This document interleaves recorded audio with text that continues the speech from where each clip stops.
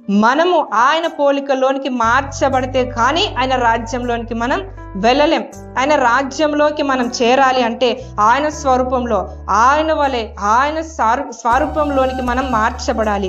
మనము ఆయనలోనికి మార్చబడాలి కాబట్టే ఆయనే మన పోలికలోనికి దిగొచ్చాడు. ఫిలిప్పి 2:7 ప్రకారం ఆయన మనుష్యుల పోలికగా ఆయన పుట్టాడు, దాసుల స్వరూపం ధరించుకున్నాడు, తను తాను రిక్తునిగా ఆయన చేసుకుంటూ వచ్చాడు.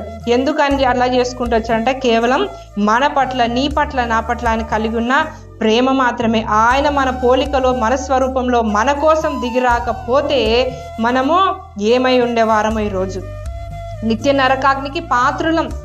పాపానికి జీతం మరణం. ఆ మరణానికి దాసులమైన మనల్ని విడిపించటానికి, రక్షించటానికి యేసు ప్రభువారు ఈ లోకానికి వచ్చాడు. అందును బట్టి దేవుని మనం స్తుతించాలి.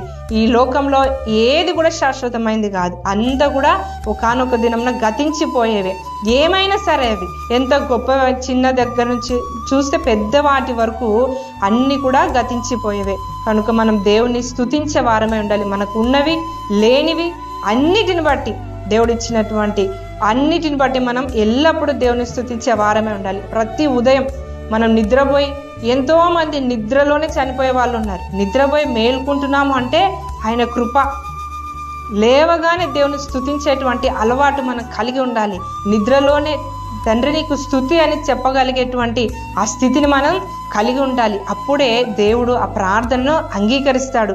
మన హృదయంలో మనం కోరుకునే మనవులు మనకి దయచేస్తారు. మనము ఆయన పోలికలోనికి